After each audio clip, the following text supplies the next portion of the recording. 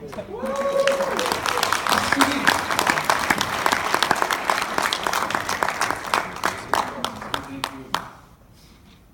I think I've got the easiest one. O, which means overwhelmed. For Christmas. Can anyone relate with that? You know, when I turned 40, my eyesight, I realized, was a little different. So I actually might have to do that. Anyway, I'll deal with it. It's just an object lesson for what I have, overwhelmed. I think some of us up here might have done the same thing. I know Pastor Scott, that he looked up the meaning of what his word meant. So for me, I looked up overwhelmed, and it means to inundate, to be overcome. Buried is a word they use. To be too strong for. To defeat completely.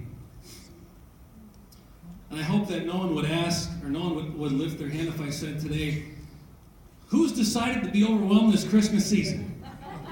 Please don't make that. We don't decide that. It just happens. And I think just being whelmed is enough, let alone being overwhelmed, right? At some point. My goodness, trust me.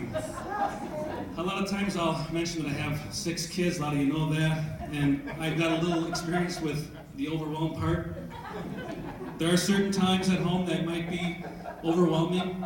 For instance, when it's time to get up, throughout the daytime, and then certainly when it's bedtime. But I think Luke tells us even Mary was a little bit overwhelmed when she heard the message from the angel when he said to her that you'll have a child that will end up being the Savior of the world. And now we probably know from studies and things that we've learned from biblical scholars that Mary was probably young, probably in her teens, maybe 16. So if there was another translation of the Bible called the Prazuch translation, it might say something like, Mary totally freaked out. Is that too out there to think? If I was 16 and this angel came and said that, I would, as Paul put it, ponder these things in my heart. So next time you're overwhelmed, just say, no, I'm not overwhelmed. I'm just pondering these things.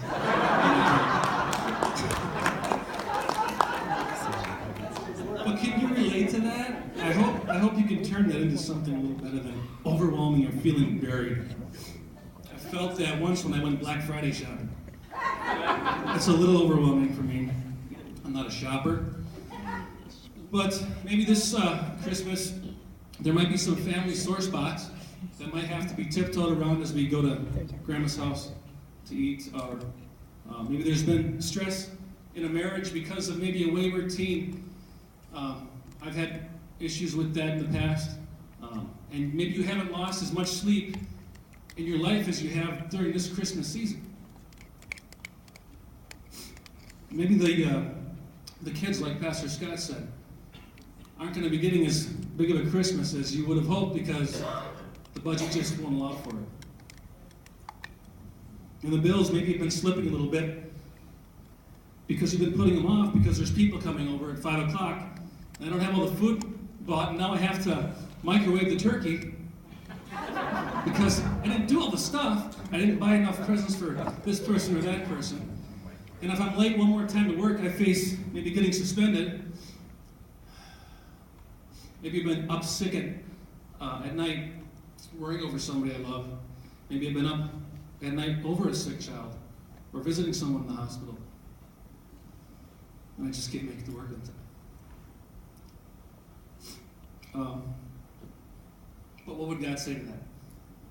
He would say, well, as he does in Psalms, be still.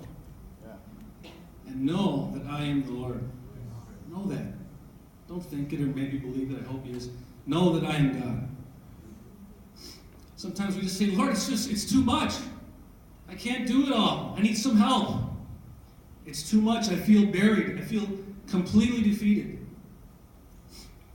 But he says, cast all your cares upon the Lord. Because he cares for you. And like the song said, he knows what you're going through. He knows. Don't think he doesn't know what you're going through. And I love that because he tells us too, that his yoke is easy. Yes. and his burden is light. So this Christmas season, choose not to be overwhelmed and just throw it all on the Lord. Pastor Skirt.